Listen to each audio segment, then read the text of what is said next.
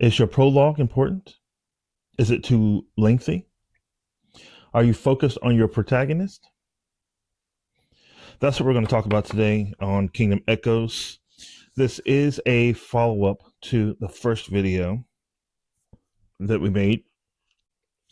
Again, I've got my cue cards here that we're just going to help follow me along here. So I saw in a video that your first 10 pages need to be kind of like what hooks a reader, you know? So I personally don't think that I ever thought about any of that when I was writing my first book. What I was after, and this is something that James Gunn says, is the story. How good is the story? How important is the story? How does it carry you? That kind of thing. So this first part here is your prologue importance.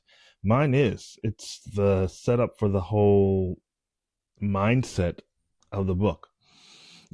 Like, for instance, you read, everyone is dead. I think that's my first line, you know? And then it proceeds to talk about Donovan and Overlord Zula and all that stuff, right? Okay. Well, that's your prologue in this book anyway, So it kind of like sets up your mindset about, oh, this is what we're going to be dealing with. Great. Fantastic. So, it's probably 3 pages, 4 pages, I think. Anyways, not important. So the next part is, am I focused on my protagonist? I don't think you know who the protagonist is because I've got so many. So there's not like a specific person that this is about. You meet Casey first, then he introduces Team Dragon Force, then you meet his parents, right? And then because they're at a festival, right? Okay, so then the parents who are royals, king and queen, they get up and speak. Okay, fantastic. And then King Robert actually is the one that introduces Team Dragon Force. Right? There's very little dialogue, but I immediately work in Queen Ariana, who's the Queen Mother, Angelique, her daughter, as arriving to this festival. Right? So you've been introduced to 1, 2, 3, 4, 5, 6, 7, 8, 9, 10, 11 people just in the first few pages of chapter 1, right? And it wasn't a mindset of, oh, I need to introduce these people. It was just the story. The story gave way to the necessity to have these people introduced because of the way it flowed. That's just my opinion. Of course, when I was writing that, I didn't think anything of that kind of stuff. I was just trying to make the story as best I can, be cohesive and flow good, So one thing that I'm very anal about are paragraphs. Maybe it's because I've got a little age on me. I don't like paragraphs that are like this. I like little ones that are blocks, Sometimes they can be like this, but not very often. I like little ones and I like space because I want you, the reader, to be able to follow along in my book the way that I follow along in my book when I read it, because I've read it probably 15 million times. Anyways, so the title of this video was how my first 10 pages unlocks a kingdom of legacy. Okay, so how does it do that? Well, I can tell you, I wasn't thinking about the first 10 pages. The prologue is 3, right? You're introduced to Team Dragon Force and all those people probably in the next 5. So by the 8th page, ninth page. So by page 10, you're already deep in something, a celebration. So you're part of something, you know, you're just part of something. So that celebration is uh, describing the legacy, the kingdom, Donovan, the High King, the Dragon King. You know, it just kind of like does all of that on its own.